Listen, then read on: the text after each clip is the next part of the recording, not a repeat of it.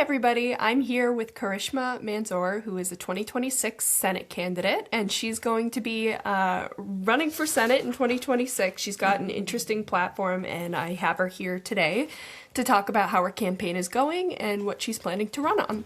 Hi, Haley.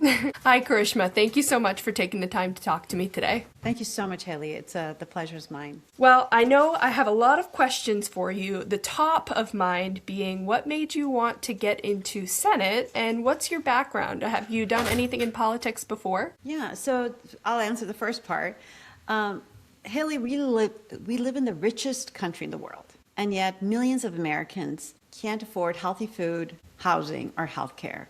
That is a travesty. And as you try to understand why we have this severe crisis, you realize that too many in Congress are really working for their donors and not for the American people. And so once I came to that realization, you feel like you have to step up because you see the suffering around you. So in my town of Exeter, I see this kind of crisis actually play out. We have people who sleep in their cars. I know folks who have to go to the food bank because the paycheck does not stretch out to the end of the month. And a very good friend of mine, he suffered a stroke because he could not afford the medication and he was having to ration it. So over and over you hear these stories and then you realize, again, it's not like lack of resources. We are the richest country in the world. So I had to step in. And a little bit about my background, I'm not a politician, I'm a scientist. I spent over 20 years working in medical research. That's after I finished my PhD, which is in biochemistry and molecular biology. And I loved clinical research. I specifically focused on two neurological diseases, epilepsy and depression, and I loved everything about it. I loved trying to find treatments for very serious illnesses. I enjoyed the data collection, the data analysis, reporting on the data. But you also come to a realization through time that many of the treatments that I'm working on will never be accessible to millions of Americans. Again, going back to that original problem, because so many don't have insurance or because of underinsurance. So again, that's kind of marriage of two things, frustration, heartbreak, stories of real people in my community, some of them who are my friends and very close members of my community suffering because of the current crisis. And that's why I'm stepping in. Well, we are glad to have you fighting for us because it seems like that is the case right now. I think that there is a collective consciousness kind of realizing that the people who are in Washington haven't really been working for us. And I know that you are, the two Democrats that you're running against right now are Jared Sullivan and Chris Pappas. And Chris Pappas is a House of Representatives right now. Why do you think that we need to bring in newcomers rather than vote for the same old? Because I know that there is a little bit of pushback with it's like, you don't have any political experience. So is it wise to go with somebody who doesn't have political experience versus somebody who's, kind of been in it already? So two things. First of all, it is an open seat. It does not belong to anyone but the people of New Hampshire. And it's for New Hampshire to decide who they send to the Senate. So the premise that it's because somebody already has a seat in Congress that they are automatically the heir to the seat or the Senate is absolutely not a very democratic perspective. Although I'm sure there are establishments that would love to see it that way. So this is one thing. The other is the most important part about these jobs is public service. You need to be to serve the public. And over again, you see that a lot of folks we keep sending to Congress or the Senate tend to be folks who are, again, not answering to the people, but to their donors. So it's not only whether you have served in Congress and therefore you get the next promotion, but do you care about what's going on to the public? And are you bold enough to actually fight for the public? And I saw over and over again, like as far as Congress, many Congress members are there for decades, but they're also part of the problem. As I mentioned, we have a housing crisis, we have a healthcare crisis, we also have a childcare crisis, and it's the current set of lawmakers that are pushing us into this crisis situation. So how can we expect those experienced lawmakers to get us out of the crisis? Right. So that's why we need fresh leadership. So this is one way to look at it. The other is the Congress should be a slice of our experiences and professions. We have kind of come to this idea that Congress members need to come from a field of law or a field of business. So let me say one thing about businesses. Businesses are for-profit institutions, and that is fantastic. We're a capitalist society. We should absolutely support businesses, small and large. But the government, whether it's a town government, state government, or a federal government, it is a nonprofit institution. So for us to think, oh, this person's a successful businessman, or a person, and therefore they will be a successful lawmaker, it doesn't make sense. Because you have to come from a place of not thinking in terms of profit, you're thinking in terms of service. Are you helping the people? Do you understand what's going on? And do you care to help the people? So I'm coming from two things. One is I'm coming from the science background. And Haley, I'm going to quiz you. In the history of the United States Senate, how many PhD scientists have we ever elected? Well, I cheated because I went on your website, but you'll be the first. Oh, well, so I'll be the first female PhD scientist. All right. Yes, there was one U.S. senator who had a PhD in geology back in the 1970s, Senator Schmidt from New Mexico. But yes, exactly. I mean, as you can see, science is under attack. Health is under attack. We need folks who actually can solve the problems. And so we need more mathematicians and engineers and scientists. I mean, of course, I would love to see more folks coming out of maybe who are teachers, police officers, firefighters, all kinds of folks. I don't think this should be an exclusive club of business people who are failing us, or lawyers, or people from the legal profession who are also failing us. Well, not to mention where law is, quickly new case laws being made every day, and laws being under attack. Trampled on, yes. Yes. And I do have a question, because you said that public health is under attack, and I agree. But when we think about how we got here, it was a big distrust in the systems that we have. So how do you think that moving forward we can address the distrust for some reason that we have in society against doctors, healthcare? Where do you think that stems from, and what can we do about it? It is absolutely a shame. I mean, this is the thing. A lie is so much easier to spread than the truth. And it is a terrible, terrible situation. So what RFK Jr. is doing and Donald Trump has been doing for, now 11 years, 12 years, it's endless. Because he already started attacking the institutions back when Obama was in office, right? So the way for many of these authoritarian folks to advance is for them to ask citizens to doubt the institutions. And many of these institutions are not perfect, but that does not mean that they are harming us, or that that they are inherently biased or evil. And so that is the type of rhetoric that comes out of the White House, right? Or from Donald Trump and some others. RFK Jr. is, again, a lawyer. So another reason maybe not to send lawyers to Washington. He's a lawyer. He's not a physician. He's not a scientist. Why are we taking medical, why are we asking him to basically guide us in our healthcare decisions? I don't know. And there's so many people who are supportive of it too. So, I mean, so many people, I'm sure that it has somewhere to do with the conspiracies along the line that have found some grips in society. There was so much controversy around the COVID vaccine that's still lingering throughout society. I don't know what we can attribute that to, but I think, to your point, it's been something that's been in the works that they've been trying to make happen for, decades, like you said, just kind of. So, for example, the two things, in answer to your question, first of all, you need bad actors in order to put doubt into people's minds or to lie to people, deliberately lie. So this is what we see from both RFK Jr., Donald Trump, and others as well in his administration. And this is not necessarily just a Republican thing or a Donald Trump thing. You see this also sometimes coming from the Democrats and other places. But if you're talking specifically about healthcare, with RFK Jr., I'll try to see if I can give you two examples, because just two examples are coming to my mind, just the way because you brought up vaccine was one of them. So he has been trying to fight against vaccinations, childhood vaccinations, for almost 20 years now.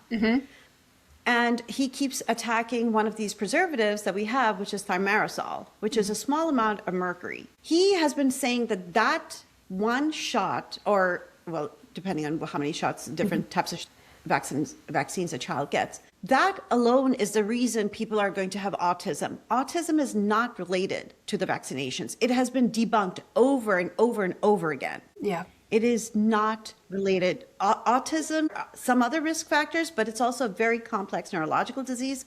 And we don't always understand why somebody experiences autism. And again, it's a spectrum, but it is not related to vaccinations. And yet he is attacking it. And that small amount, the concentration of mercury in the thimerosal that's injected into kids, it's less than what you might find in a piece of tuna. So if you really actually care about mercury and mercury consumption, you should actually be cleaning up our oceans and our seas, because that's where actually a lot of the mercury is coming into our bodies. So this is, again, using some information, making it into a story or a lie when it isn't, and then forcing people to have to choose to make decisions. Big, because we talk a lot about the fact that I ate a lot of tuna as a child, and it's amazing that I don't have more neurological problems, like so much. We were talking about why were you eating a lot of tuna, by the way? I just really liked canned tuna as a child. Oh, and okay. I was talking How did to you my like mother it? Did you about that make earlier. a tuna crab? Oh yeah, like a tuna salad, like mayonnaise tuna and a couple salad, of yes, that's a seasonings. good Yeah, way. I used to want it like breakfast, lunch, and dinner. My mom's like, "Am I obliged? I just gave you a bunch of tuna." She's like, "It's amazing. You were an honor roll student all those years. You're fine." So that's one thing. The other is the COVID vaccine. So, for example, there was a study done and it was looking at pregnant women who received the vaccine versus the pregnant women who did not receive the COVID vaccine. And the data showed that the number of miscarriages or other complications was the same in both groups, with vaccine, without vaccine, which basically means there is no effect of COVID vaccine in these pregnant women. And yet he twisted the data around and said it shows that it leads to complications and miscarriages. Again, this is why you need a scientist in there to fight against all these kinds of lies. Yeah. Somebody who can read those papers, who can say, excuse me, Mr. RFK Jr.'s secretary, this is not at all what the data are showing. So you are making up stories and then you're feeding it to the folks. And this is a harm to the public. This is a public safety issue. You know, we want our folks on the ground to be safe. We want people to lead a very healthy life as much as possible. And then on the other side, what RFK Jr. is not doing is, what are the real problems in our society, or at least from a medical perspective? Yeah. It's cardiovascular diseases. They're not addressing this at all. That is actually one of the highest reasons people are dying from cardiovascular disease problems, or having severe comorbidities and having a very low quality of life, or being impacted. Their quality of life is being impacted. And yet RFK Jr. is not doing anything about it. So you can see he's not coming from a position of caring for the public. He's doing it from a position of influencing, so that he, for whatever reason, and I think he also owns stocks in certain vitamin or some supplements, right? He's associated so he pushes with quite those a a few lot. companies. Yeah. So you see, we need a scientist in the U.S. Senate. Certainly a lot of bias, and I think that a big thing moving forward it's going to be really important that I think elected officials understand how to inform the public through media too. I think understanding media, that's one thing that Donald Trump has always been very, very good at, manipulating the media and showing up in the media. And I don't know how much you know about me, but that's why I'm doing the New Hampshire Community Media Group, is because I just think that there's a lot more involvement that needs to happen with the community, that we get different types of media and exposure to things in a way that's understandable, because of course you wouldn't expect the public to have access to these papers and knowledge of this information, but to make sure that people actually have access to that information if they're not watching, the Senate floor necessarily, to be informed. So I think that is important. And I wanted to ask you about what your plan is. Like, what would you propose for healthcare? What is the solution that you would, recommend? So this kind of goes back to my original answer. People deserve, at the minimum, healthy food, housing, and healthcare. And I specifically say healthy food because there's a lot of food out there in our society which are edible, but they're not food and definitely not healthy. But a lot of times it is available, accessible, and also cheap. I love that. It's neither good for the environment nor for our bodies. And so RFK Jr. started to talk about food and additives. And I thought, oh, he's about to get somewhere. But then he got stuck on the color red, and he never moved away from the color red. And limiting SNAP benefits and things like that. Right. And it's like, okay, well, you're not considering the fact that people don't have access to fresh food. Yeah. So if they can't access it, that's all they have. So when the government was shut down last year, we found out that 42 million Americans are receiving SNAP benefits. 42 million Americans, that's 1 out of 6 Americans, does not have enough to eat. And there are various ways to look at this. One is, how much money are they receiving from SNAP? Because it's very little. Sometimes it's as little as $6 per person per day. Yep. Sometimes it's as little as $24 per month per person. We're not talking about, no one's becoming rich off of this. They're barely getting by. And so sometimes folks might actually grab a bag of chips and soda because, well, what can you buy for $6, right? And then, of course, the criticism comes in, oh, they're using SNAP benefits for this and that. First of all, that is wrong to judge someone. But still, okay, here's healthy food. Need to give people enough money that they will be able to buy fruits, vegetables, etc. It is so important. The other question is, why are so many people receiving SNAP benefits, and who are they? A lot of them are actually working people. They work in Walmart, they work at McDonald's. If you are working full-time in the United States, why do you not have enough to eat? Why are you receiving SNAP benefits? Because their corporations are giving them starvation wages. They're keeping the wages so low that these folks can't make ends meet and have to rely on federal support or state support or community support in order to make ends meet. But these corporations like McDonald's or Walmart, these are billion-dollar corporations. Their CEOs are making millions in profit. Wall Street stockholders are making millions in profit.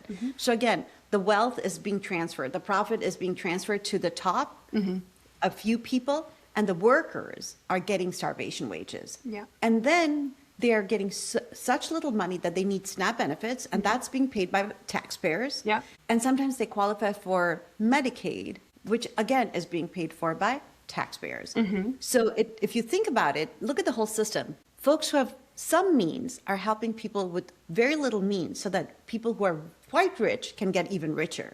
That makes no sense. And we should not allow that kind of wealth transfer. And basically it's exploitation of the labor workforce. So going back, yes, everyone deserves healthy food, especially because we do live in the richest country in the world. Housing is another huge problem. One is, of course, that one face of housing is the fact that people are literally homeless. They are on the streets, sleeping in their cars or on the streets or in tents. That's one face of homelessness, and it's abhorrent. You see this in Manchester, you see them in Concord. It's really bad.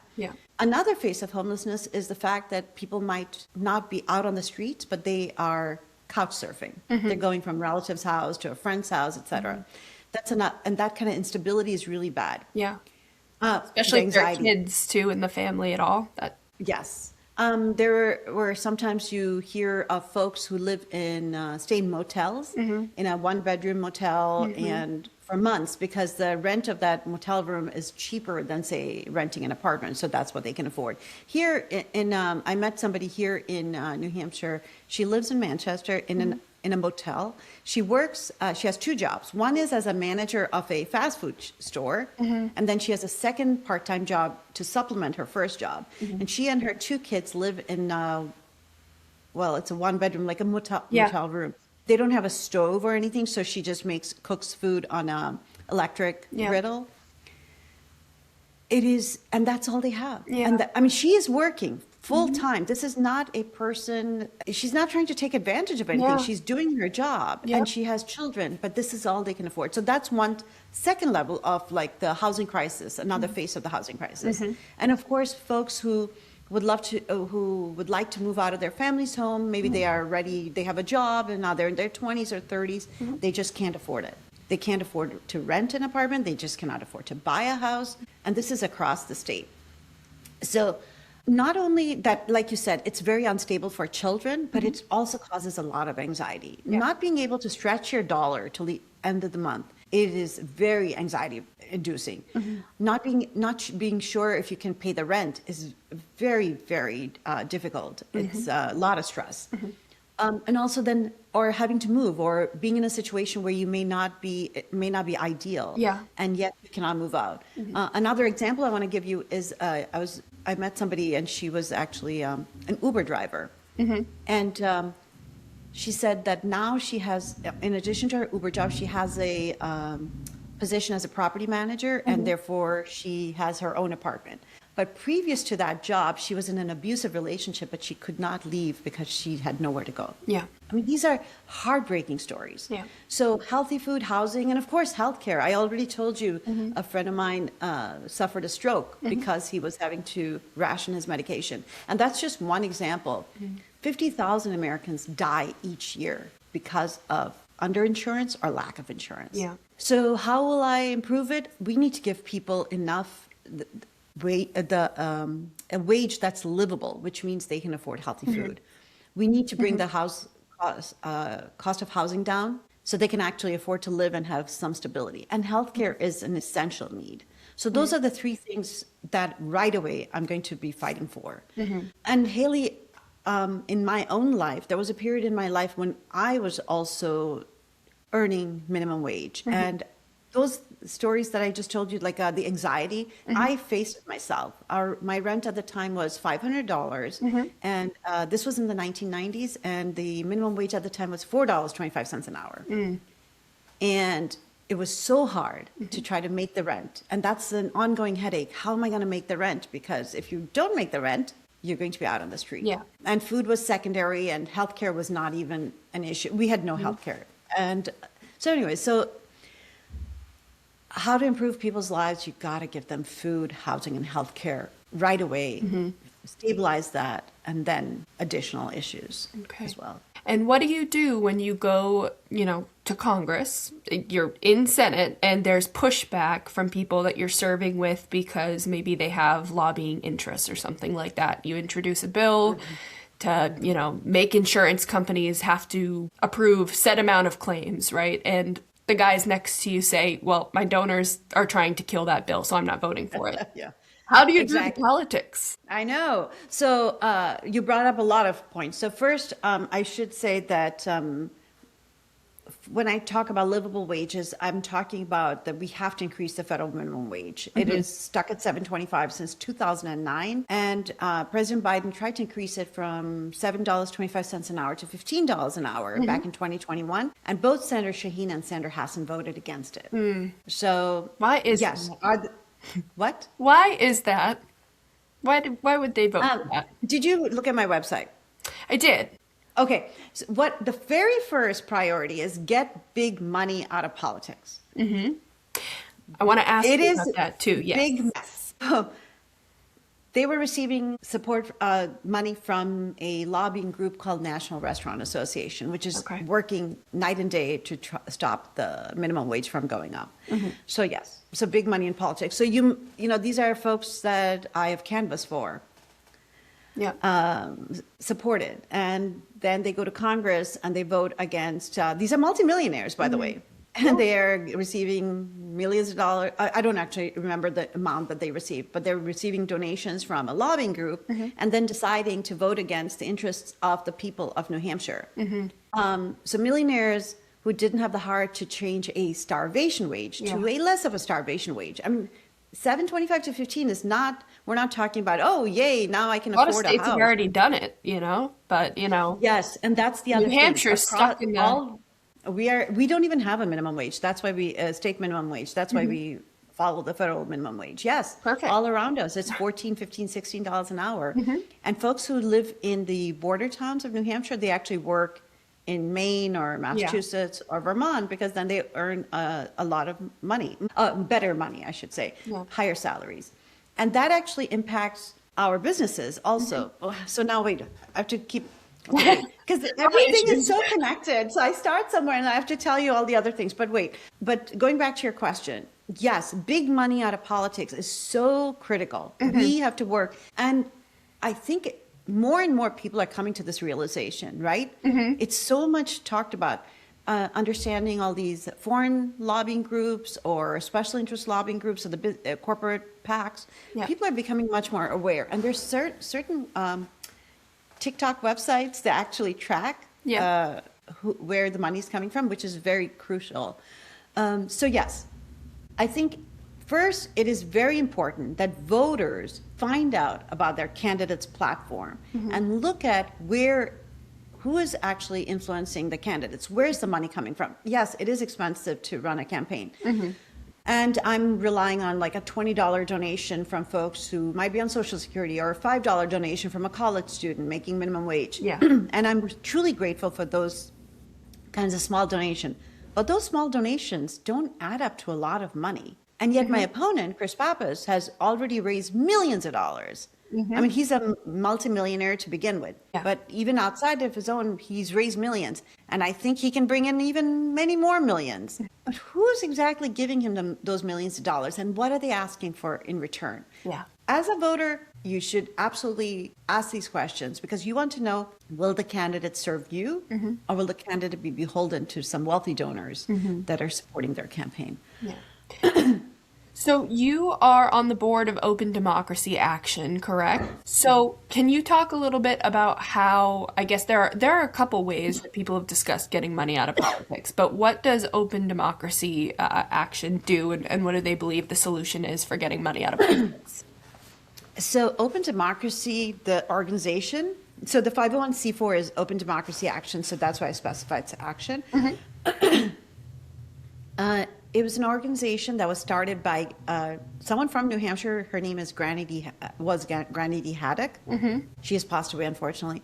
But at age 89, she walked all the way from California to Washington, D.C. to talk about big money in politics as the greatest threat to our democracy. The woman literally walked at age 89. I think there were some months when she was going over snow, and I think then she went on cross-country skis, but literally. Westward. She's fascinating, yes. And she was an amazing person who understood the present of her time, but also the future. And she wanted us to understand what it means for when candidates or politicians are not listening to the people or to their needs. So she started this organization. It's a great organization. What we do is we look at the campaign finance statements to see where is the money coming from. Sometimes it's easy for us to figure it out. Okay, this dealership gave a lot of money to, say, Kelly Ayotte. But sometimes it might be super PACs that are giving money, and then you try to follow like the donor, but then it becomes a shell corporation, then another shell corporation, and then it kind of goes dark. So that's why we call it dark money. Literally, like you have no idea where that money came from. Where did that 10 million come from, or that 20 million? You want that transparency.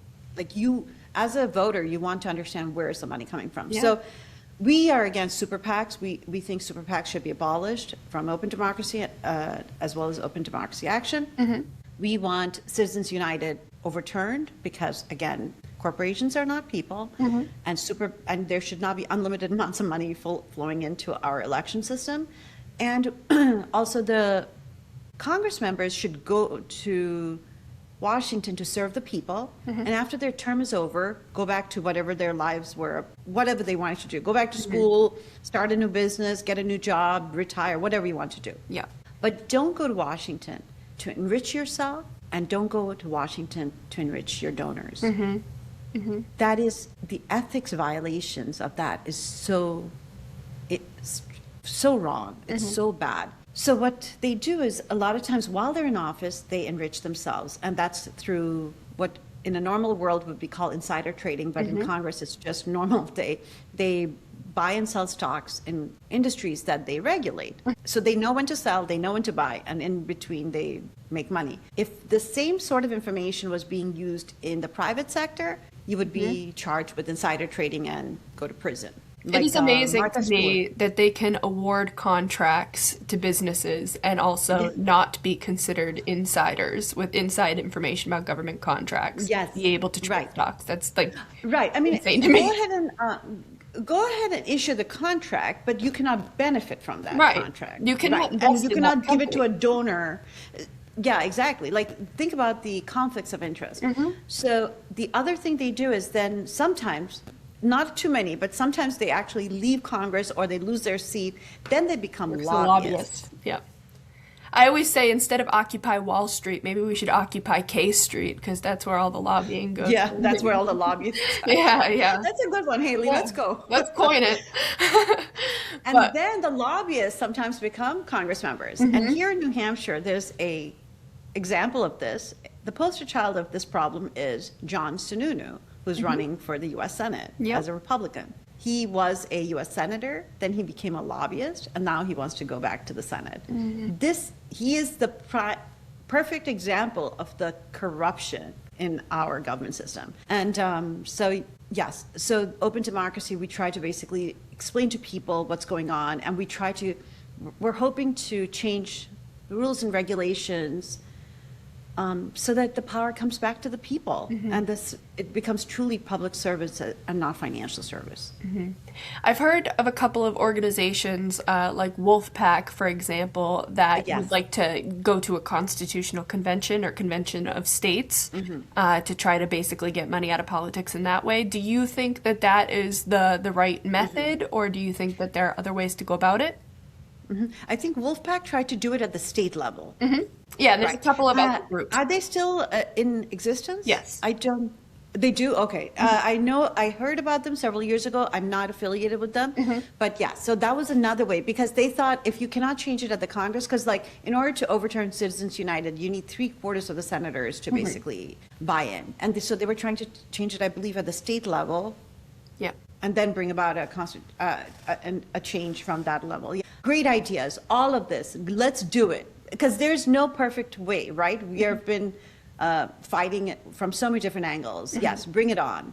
Let's get transparency back. Let's get public service to be about public service. Yeah. A senator or a Congress member, I believe they make about $175,000, depending on how many years they've been there, or Yeah. if they are leading committees, et cetera. How do you become a multimillionaire on $175,000 salary? I mean, it's a very good salary. It seems like a How do you pretty become- good deal. Plus, I think lifelong benefits once you're out too. Don't you get like Yeah. lifelong insurance or whatever? You get I a think pretty you should be sweet there deal for if you're a 5 years or something, because that's why Marjorie Taylor Greene stayed until January of 26. Yeah, I was going to say like a vested interest basically, which it is really interesting that they feel the need to go outside of their salary and their benefits, which are already very good, but then continue to vote against. I mean, the average American is certainly not making that type of salary. So even It's, though the they're greed, saying- yeah, the political corruption and the greed is just immense. Yeah. I think that that is one of the things that I do frankly have a hard time with is I think that a lot of people who were MAGA came from a good place of wanting better for their families. I don't think that all of them, necessarily thought that they were getting into what we're in now. But I don't understand, like, this man is, like, historically very, very greedy and lies a lot. So that's one thing that I just have a hard time with. I'm like, I know that you wanted your families the cost of living to go down and everything, but I don't know why you would ever think that this man's the one to give it to you. So Yeah. And so Donald Trump, assuming that you mean man is Donald Trump? Yes. The man. The man, the name that shall not be. He gets enough of his name being said. I won't say it. We know. So I saw an NPR report that calculated how much he has gained in personal wealth directly from his presidency in 1 year of his presidency, and it was estimated to be $4 billion. Yeah. $4 billion. Haley, do you know the annual budget of the state of New Hampshire? I do not. $8 billion. Right. That's how much money he has made. So he has made $4 billion. Yeah. So it's really terrible. And then, but like you said, yeah, I mean, what are people asking for? It doesn't matter if you're Republican or independent. It doesn't matter if you are Democrat, your ideology. You just want to have a decent life. You want to be able to afford a home, and whether it's an apartment, a house, for your family, for yourself. You want food in the fridge. You want your children to get a decent education. You want to go to work, and work maybe, okay, 40 hours is enough. I mean, not 2, 3 jobs, endless stress, endless issues. And then on top of and the public education being attacked, it's not well funded, and it puts a lot of stress on parents, because then sometimes they have to find private tutors or additional services in order to supplement the public education. Yeah. People really just want to have a good life. Yeah. And I believe that I want to work to give them that good life. Yeah. I don't care who you voted for, what your political ideology is. You live in the richest country in the world, and you deserve healthy food, housing, and healthcare. We did see a Senate hearing, I think, the other day about basically alignment of healthcare companies owning pharmacies, owning providers, et cetera, et cetera, et cetera. So do you think that there's maybe some momentum there that you'd be able to kind of capitalize on? People are kind of getting back to the idea of antitrust and this vertical integration in different industries? Yeah, absolutely. And so let me talk a little bit about healthcare. So I am for Medicare for All. It is a fantastic piece of legislation and has to pass immediately, if not as soon as possible. And it Can you should have explain actually what that looks like too for people who don't know what the structure of Medicare for All would really look like? Sure. Yeah. So right now, if you think of all the different ways we spend money, so we on healthcare, so we have Medicare, Medicaid, VA, health insurance, et cetera. And if you put it into a box, it's about $5 trillion. That's how much we're spending in our country. And I believe that it's about $14,000 per person. Yet, millions of Americans don't have access to healthcare. They don't have insurance, and they're underinsured. Yeah. Medicare for All will be an expansion of the current traditional Medicare. On top of it, it will add vision, dental, hearing, long-term care, obstetrics, mental health care, et cetera, that are not part of the traditional Medicare. So it'll become a comprehensive health care, universal health care, and it will cover every American, and yet it will be cheaper than the current system. So the Nonpartisan Congressional Budget Office has calculated that if we move to a universal single-payer Medicare for All system, it will be $4.3 trillion versus the current system, which is $5 trillion. From a fiscal perspective, it actually is a no-brainer. You should move towards Medicare for All. Yeah.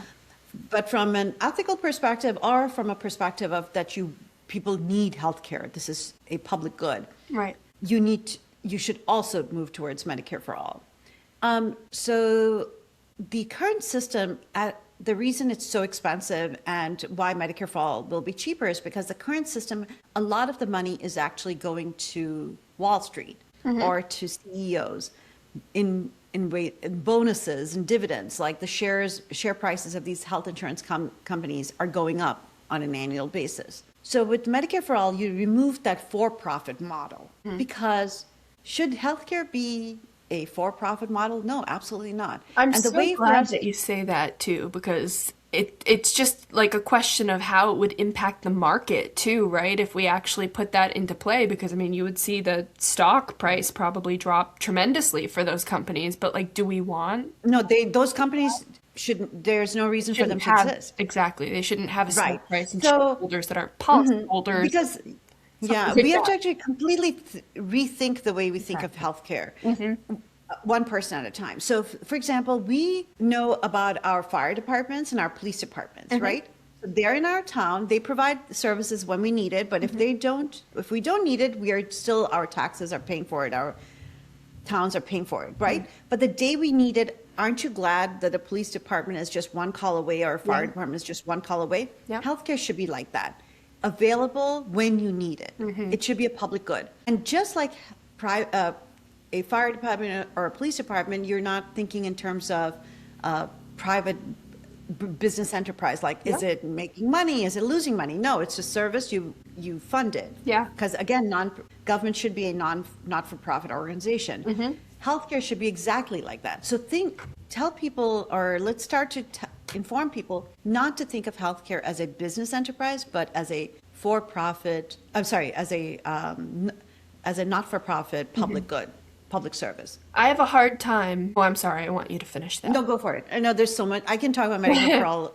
I was So go going to ahead, say, I please. think that people have a challenge maybe getting over the term socialism or socialized. Socialism is like communism's sister or whatever, and people are very uncomfortable with it. But is it fair to say that just some industries should be socialized and just shouldn't be for profit? I don't think that should be very controversial, but is that really more the point? It's not that we should have socialism across the board. You're not saying capitalism should go away. It's that some industries should not be for profit. Exactly.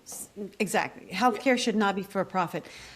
Our human body is so complex, right? We may need it for various reasons, for maybe cancer or blood pressure or something's wrong with our vision, our hearing. We need mental health care. The human body is so complex. We know somewhere in our life, some people will need it a lot more care. Some people may need it less, but we all will need this machine that is our human body will need some attention every so often. But nobody should be making profit from the fact that we may need to see a provider. Yeah. So the simplest model is that there's a patient, there's a provider, and there's a single payer system that reimburses the provider for providing care. Just a triangle, that's it. If you look at the healthcare model, it's so complex. First of all, you have to buy insurance or get it from your employer. And both are really difficult because it puts a lot of stress on the employer because the premiums are going up year after year, and it puts a lot of stress on employers, especially small businesses that are big enough that they need to provide healthcare. It also puts a lot of pressure on the employees because then they're tied to their jobs. They might be like, I want to try a new job, but oh, geez, I cannot lose my health insurance, right? You always think about you're tied to your job. So are we live free or die state? Because we're definitely not living. I was going to free. say, I'm like, No. And let's see, where was I? So from the employer's perspective and the employee's perspective, it is not a healthy relationship. The other is small businesses. I believe the number is about up to 12. You do not need to provide health insurance in New Hampshire. After the 12th employee, starting from the 13th employee, you have to provide health insurance for everyone. So I've talked to small businesses who say we can hire one or two more people, but 12 is our golden number. We cannot go up. So what are you doing? You're basically artificially making sure a small business doesn't grow. Stay small. Yeah.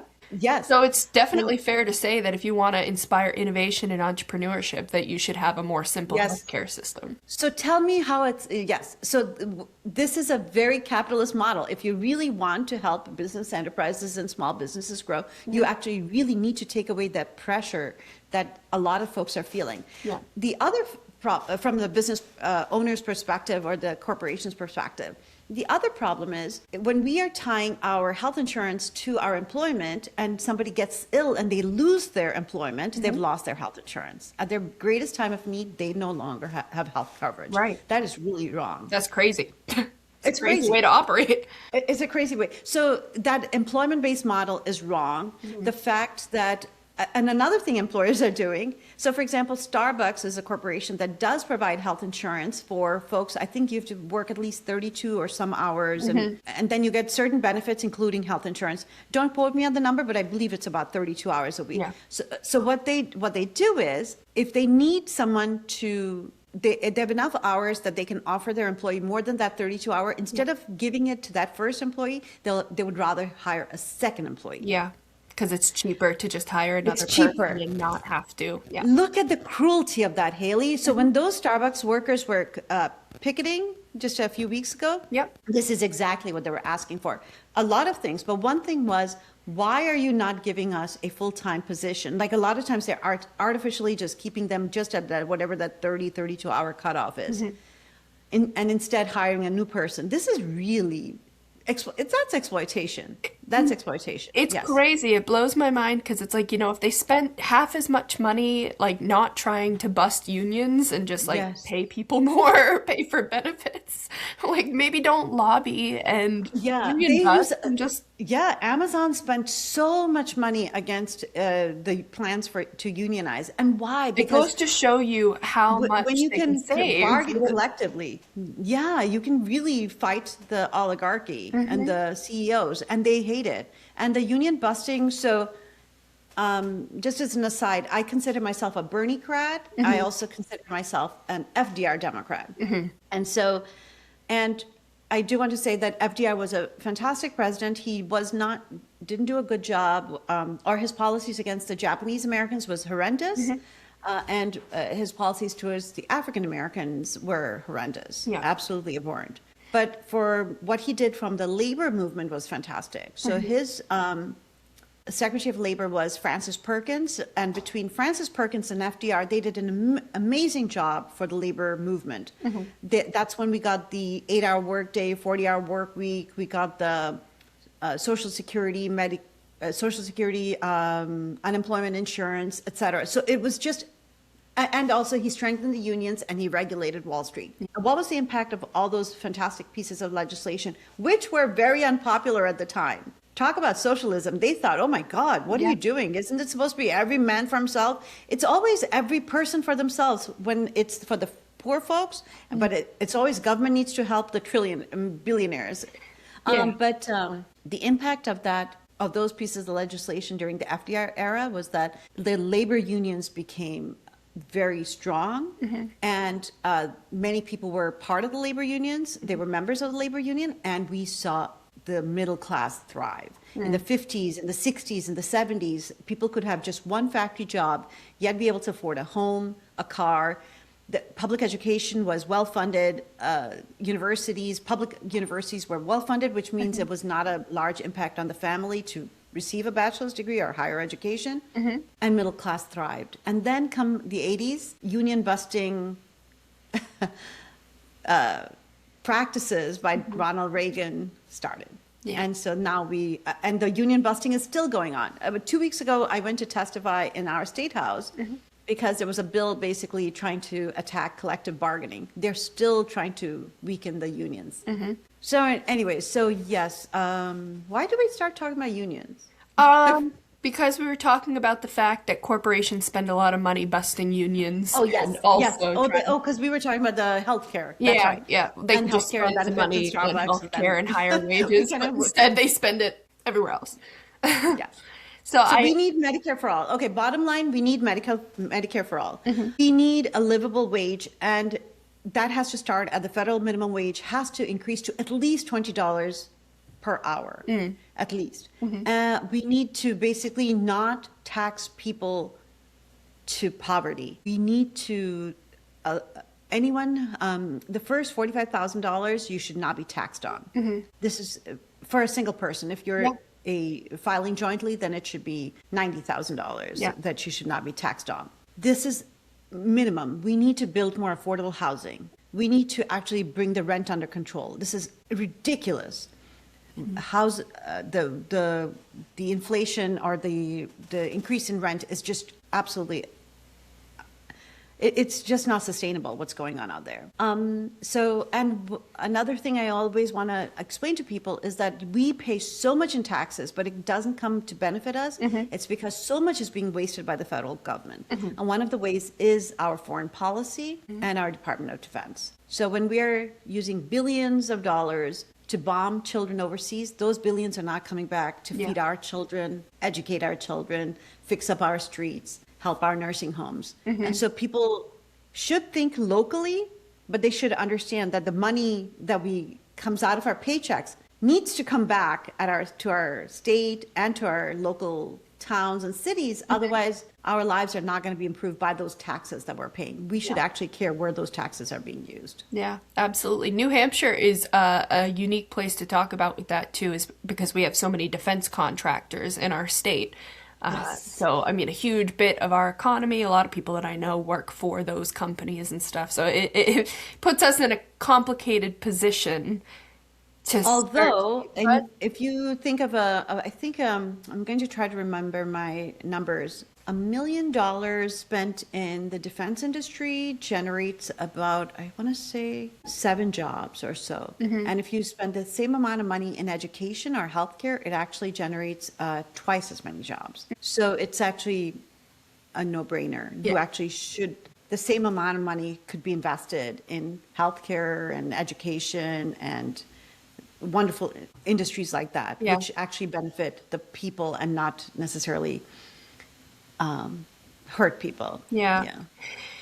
It makes me think about the overhaul that we're already kind of trying to prepare for. I think a lot of people are kind of in limbo, wondering what the job market's going to look like because obviously there's Oh, yeah. changes with AI, and it's like, of course, there's different jobs that could be transitioned into another sector, but of course, you go to school for whatever it is that you're trying to get a job in. You're seeing people who went into coding or something like that or software engineering, and now they're being told that they might be replaced by AI. So I wonder if the government has a role in reskilling the workforce if we're really going to see like widespread prosperity in Americans.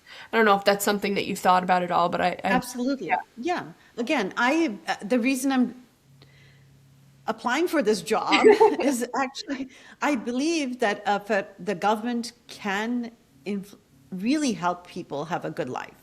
I'm somebody who actually believes that the government is there to serve a purpose, which is public service. So whether it's AI or any other technology, it's their job to look at what are we looking at? What is this industry going to do? How will it impact our economy? How will it impact our environment? Yeah. How will it impact our workforce? And then make sure that it makes sense or meets regulations as needed or accountability as needed. And do we even understand where this technology is going and how it's going to impact us? Yeah. And this is something that people should really care about because AI data centers, they're planning, I believe they're trying to bring some to New Hampshire, at least Sure Kelly they Ayotte are. talks about it Yeah, sometimes. I'm sure. Yeah, I just don't know where. I haven't seen necessarily any specific location, but they might be doing this under the covers, and suddenly they'll be, oh, great, we found a location. Yeah. But we should be really concerned. It doesn't matter if you're a Republican or a Democrat or an independent, you should care. Those AI data centers, they will tout them as, oh, job creation. You only need jobs for a small amount of time to Yep. build this big warehouse. Those machines are not going to be built in New Hampshire. They're going to be brought in from China or overseas or from Silicon Valley. Yep. So you're just going to you're going to maybe, they'll maybe put it near a water source because it requires a lot of water. Yep. Fresh water too, so you don't gunk up the machines and stuff, right? Clean water. So they're going to create this warehouse. They're going to tout it as a job building, but it'll be temporary, whatever, 3 months job, 6 month job. And then after that, the warehouse is independent and moving along. It'll be housing these huge machines. And all they'll need is 24-hour surveillance, right? 1 or 2 security guards walking around. But those machines will be running 24 hours, 7 days a week. Huge And they strain on will the grid. consume a lot of electricity. And to keep them, to cool them down will require a lot of water. And like you said, fresh water so you don't gunk up the machines. Yeah. What that will do is terrible for our environment. Another thing that people should realize is that it's actually going to put a lot of pressure on our grid. And so it's actually going to require more because these are such guzzlers, that the electricity prices will go up. But the way it's being handled in other states, Donald Trump is giving, again, helping out his donors that are coming from the AI technology field or from big tech. Yeah. And the data centers pay a lower price on their electricity than the residents of that area. So if you are complaining about your utility prices going up, as you should, you should actually want to stop any AI data centers from coming to New Hampshire. It's going to be bad for the environment, and it's going to be bad for our utility bills. We'll have to pay out of pocket. And the other thing is, and from another perspective, is like, my God, these AI data centers, what are they doing? Sometimes they're creating pornography, child pornography. Like, And so we should really be concerned. Yeah, yeah. I think that we should definitely have Americans thinking about the return on investment that they get from their taxes at this point, because at this point, I think a lot of people, rightfully so, are feeling strained by taxes along with every other cost in the books. But it's just kind of like, what we see with people blaming immigrants. It's, place the blame somewhere, anywhere but where it belongs, really. And the return on investment piece, it's like, what are your taxes actually paying for? And a lot of people wanted to, drain the swamp or, reduce the size of the government. But in reality, it's just that the costs are just not going towards the right things and they're not actually supporting the average person. Exactly. And yeah, exactly. And I want folks to understand, because exactly, we're getting squeezed with low wages, we're getting squeezed with having to sometimes pay for our healthcare on our own, or even if we're getting healthcare from our employer, or in the case of retired folks, they might be on Medicare, there's still a lot of out-of-pocket expenses. Yeah. And then on top of it, high utility bills, and the other is the high property taxes. Yep. And people have to understand why we have high property taxes is because the money that is going to Washington is not coming back to the state. Right. And sometimes the state is even refusing it because they want to look like, the Republicans want to be on the, I don't know what they're thinking. Well, I guess they're not thinking, or they don't care to think. This is the other thing, going back. If you don't have kindness and compassion, like, why are you in public service, right? And so our property taxes are going up because we're being failed both at the federal level as well as the state level. In New Hampshire, we have Republicans have held onto our executive office, the governor's office, for a long time. It's time to change. We need a Democratic governor in our state. We need to flip the House and the Senate as well as the Executive Council with the Democrats. And hopefully we will have a blue progressive wave across the country going into Congress. Not just a blue wave, but a blue progressive wave. Because the blue wave, unfortunately, too many Democrats are just as are beholden to their donors like the Republicans are. Yeah, I'm really eager to have more conversations like this with other candidates too, because I am a believer that the Republican Party and the Democratic Party, as we see them today, are not what they always were. And so I don't think there's anything wrong with fiscal responsibility and fiscal conservatism. There were the Ron Pauls of the world, and, he's kind of an OG libertarian or something like that. But you can be fiscally conservative or fiscally responsible without thinking that there should not be a government. And if you don't believe that there should be a government, I don't understand why you're collecting as a congressperson, because you are directly benefiting from the fact that there's a government. So I don't know where your meal ticket would be if there was no government. But I don't think that what we see as the Democratic Party right now and the Republican Party is really representative of the vast majority of Americans and how they feel. I know we're getting really close to time, but I also know that you serve with the New Hampshire ranked choice voting. Yeah, you do something with ranked choice voting. Can you explain a little bit about what that is and why that's important? So that's a nonprofit organization that we have here in New Hampshire. It's called New Hampshire Ranked Choice Voting.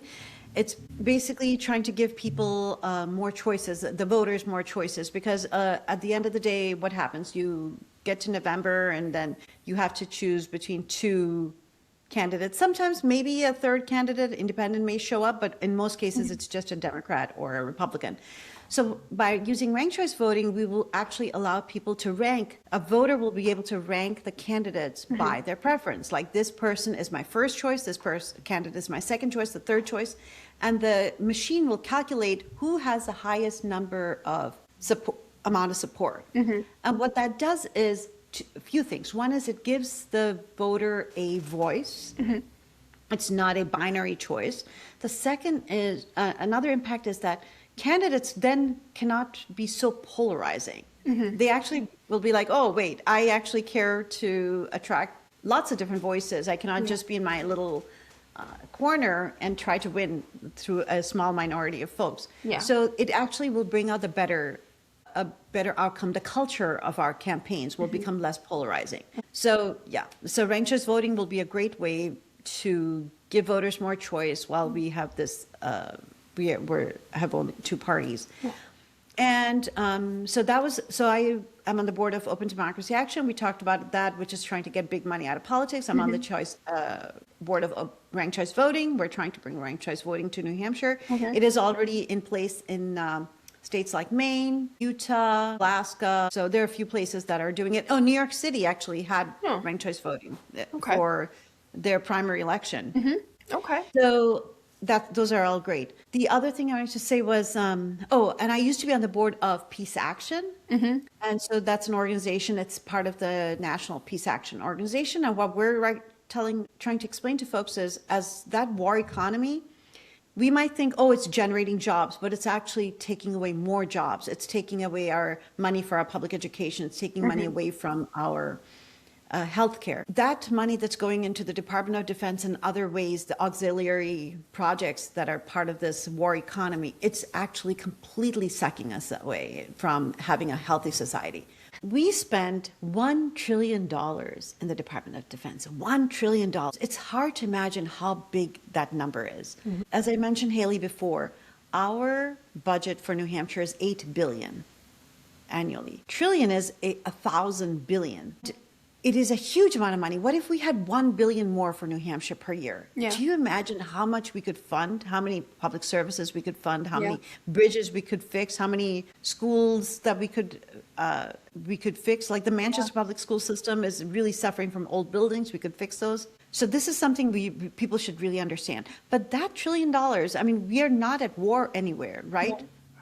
So we are generating conflicts because then the defense contractors are like, there's endless greed. Yeah. So not only is half of that $1 trillion going directly to these defense contractors, but they also make a lot of money by, they need to actually use up their stockpile. And so they have to give weapons to Israel or to Yemen, to Saudi Arabia or to UAE and others. And that generates a lot of economic damage, environmental damage, human damage across the world. I mean, the costs of war can be measured in so many ways. There's, of course, the human cost, the number of people who died directly or indirectly from the missile being fired or the bomb, 2,000-pound bomb being dropped.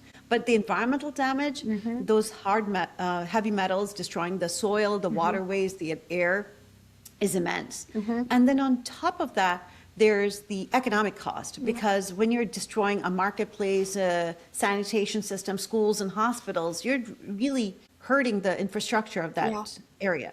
But here in the United States, if we had that money, if we could cut the Department of Defense budget in half, we could still fund our military. We could still have stockpile of weapons. But we could have $500 billion to fix up our schools, to fix up our hospitals, to pour money into medical research, to find next cures for cancer, to provide support for service members that are, traumatized by these things that they saw. And that is another cost, right? And then we could have universal health care. You could have Medicare for all and cover everyone. I mean, these are these failures. These are systemic failures, and it's really so terrible that they're doing this again. These Congress members are making these decisions not because in the interest of the people, they're making it in the interest of their donors. And sometimes this big money politics, we think of donors, I said it takes such decisive action at this point for how far we've gotten in this systemic problem. It's going to take a really big shift of the ship, really, to get back to where we need to be, really change course. And then the big money is, of course, we're thinking of the influence of big oil and big tech on our Congress members and our president and other lawmakers. But they themselves are part of the big money. These millionaires, I mean, look at the number of people in Congress who are multimillionaires. How will they understand what it's like to live on minimum wage? What do they understand when the rent prices are going up? They own multiple homes. They may not even have mortgages on any of these homes. What do they understand about the healthcare, the costs, all the ways people are suffering from not having universal healthcare? Because, like you said, they have a fantastic healthcare package. And even if they didn't get healthcare from these cushy jobs, they're so rich they can buy it off the market, right? So we need regular folks who love peace. I'm a peace candidate. I mean, we were I'm a pro-peace candidate. I used to be on the board of Peace Action. I'm still a very active member of Peace Action. We have been trying to get our 2 senators and our 2 representatives to really understand the costs of war, how it's damaging us and hurting us here in the Granite State, and how it's hurting people across the world, Palestine, elsewhere. Yeah. And you see, they don't really care. You know, a lot. Yeah. I don't know. Actually, I don't know if they care. But how can you It's care? not moving the needle. If you care, I mean, you must really be ignoring your actions. Honestly, I don't think you can, because literally, we're committing a genocide right now, right? And if we think about other genocides or war crimes that have happened throughout history, we look at those and say, how was it possible? Well, how was it possible? You're living through it right now. Yeah, we're watching it And happen. Holocaust studies showed us, from the Nazi Holocaust, we actually, scholars have studied it. How can that be possible? How can humans hurt other humans at such scale, with such atrocity, with such viciousness? And so what they say is, I mean, there's of course a lot of factors, but they explained it in very simple terms. They consider people to play various roles in order for a war crime or a genocide to happen. One is a group of people, they're called the perpetrators. So that would be, in case in the 1930s and 1940s Germany, that would be like Hitler and Goering and the others in the Nazi party, in the Nazi leadership. And now with the Palestinian genocide, that would be like Netanyahu or Donald Trump or Biden. Those are the perpetrators. Then the next level is enablers, people who, they might be church leaders, they might be lawmakers, they might be other politicians or business people, scholars, who are now enabling the perpetrators to commit the genocide. In this case, it would be members of our Congress. They may not be pulling that trigger, but they're giving the money to the person or the weapons for people to hurt another human being. So those would be like Chris Pappas. He's an enabler of a genocide. Then there's another large group that these are the bystanders, people who know what's going on, but they decide to turn away. And unfortunately, that's a large number of the public who know that there's a genocide going on, but they decide, I don't want to know about it. I'm sorry. You should know, care. Yeah. And the other are another group that's the resistors. Those are people who are actively trying through vigils or protests, trying to say this system is wrong, this genocide should stop. And you see the resistance movement right now against Trump, like the 50-51 resistance movement or the Indivisible or the Bridge Brigade. And those are all about protecting our democracy. And that resistance is very important. And I'm very much a part of it. And I'm very happy.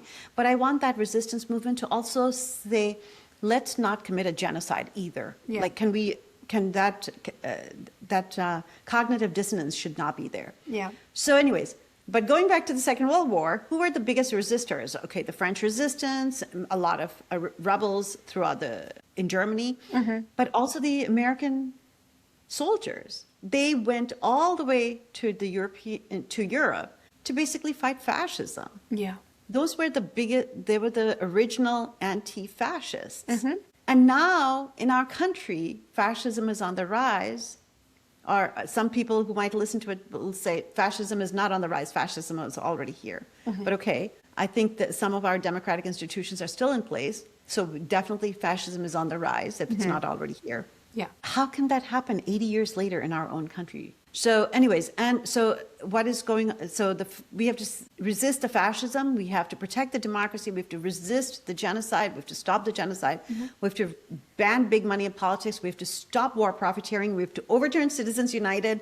We have to stop the lobbyists and the revolving door between lobbyists and Congress. We have to ban super PACs. What else? We have to increase the minimum wage. We have to pass Medicare for all. What about a tidbit about immigrations and customs enforcement without a tangent? I know we kind of very briefly touched on resistance, but... Yes, we have to abolish ICE.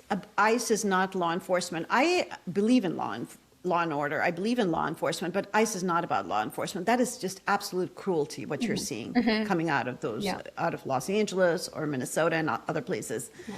We can have both a humane immigration system and we can also have a secure border. Prior to ICE, we had an Immigration and Naturalization Service, which was under the Department of Defense, Department of Justice, DOJ, and we need to go back to that. And the reason ICE is empowered to to grab people off the streets without warrants, that they're detaining them in these detention centers without due process. They're shipping them out to a third country. First of all of that constitutes crimes against humanity. It's very, very serious what's going on. Yeah. But ICE has been empowered to basically violate the Constitution and act in this illegal way because of the passage of bills like the Lake and Riley Act, which Chris Pappas voted for. That basically circumvents due process, which is a constitutional right for anyone within the boundaries of the United States, regardless of your citizenship status or your immigration status. So we have to understand what we are doing to folks is absolutely cruel. And so what do we need? We need to go back to a humane immigration system. We can have both a secure border, and we need a comprehensive immigration reform where we are allowing folks who want to stay in this country and are not a public safety issue, a path to residency, a path to citizenship, because they're contributing to our society, and they're our neighbors, they're our business people. Yeah. And they're human beings. Yes. And they deserve dignity and everything. And they are human beings and they deserve dignity. Yes, absolutely. And of course, this is one more example of like a corporate welfare almost type of situation that these private prisons are making big money on this too. So definitely another opportunity for the public to ask who's benefiting from all of this. And I have one more question to end it all with, because it's a hopeful note. What would you tell people who are feeling, a sense of apathy and kind of hopelessness in this moment? How do you keep going, and how do you not just kind of look away from all of it? From what I'm seeing, everyone is energized. I don't see too many people sitting on their couches anymore. If I go out to the cities on the weekends, there are so many demonstrations, so many gatherings. Kids are coming out of their high schools in Concord. They came out of their high school, I think it was on Friday, and talking about ICE today. Portsmouth High School, the kids came out. Even children are understanding that these are serious issues, and they have a voice in the resistance movement and to speak out. I'm actually seeing a lot of folks who are coming. They're no longer in their shells. We have to keep explaining that this is not normal. Trump's racism is not normal. We should absolutely resist it. Trump's hate is not normal. We should resist it. And by making us fear each other or hate each other, he basically divides us. And we cannot let this happen. So I am absolutely heartened when I see kids coming out, or folks in their 80s coming out, people in wheelchairs. I saw them in Manchester and Concord, like holding signs, or walkers. It's just, and the one person who came out to Concord was a 97-year-old Holocaust survivor. Wow. And she gave a short speech in Concord on Saturday. And she basically said, stop ICE, abolish ICE. I've seen this before. This is not. That's powerful. I'm glad she was there. Yeah, she was there. It's very powerful to hear it from a firsthand experience. I mean, like you said, it's crazy that we're watching it happen, and there's been so many times that I've had to ask, like, how are we letting this happen when we all learned about the Holocaust and we were like, how could anybody ever let this happen? And I mean, granted, it's not to the same level as Palestine or anything like that, but still you're rounding people up and you're being really secretive about it, and you're being violent about it. So I mean, I guess the main question is, what kind of world do we want our kids growing up in? And do we want to normalize this level of hate or, racism? If not, then we need to fight against it. I guess that's the big takeaway, right? Yeah, absolutely. Well, I appreciate your time so much. I know it went longer than expected, but it was a very productive conversation. And I think that you've given voters a lot to think about. And I hope that because we don't have ranked choice voting in New Hampshire right now, that if somebody is not a Democrat right now, that they consider changing before Election Day and voting for you. In September 2026, September 8, 2026, come out and vote for Karishma. Please, I am very open. About my platform, go to my website. It's called Our Priorities. Everything is laid out. If you have any questions, I'm absolutely accessible. Just send out an email through our contact page. I do give me a little bit of time because we do get a lot of questions and a lot of inquiries, so it takes us a little bit of time to get back, but we try to get back to every single person, and I want to be a true public servant. I'm going to answer to the people of New Hampshire, not to donors, not to special interest groups, but to the people of New Hampshire and to improve their lives. Thank you so much for fighting during such a difficult time to fight. And I appreciate, again, your time today, and best of luck in September. Thank you, Haley. Thank you. Thank you.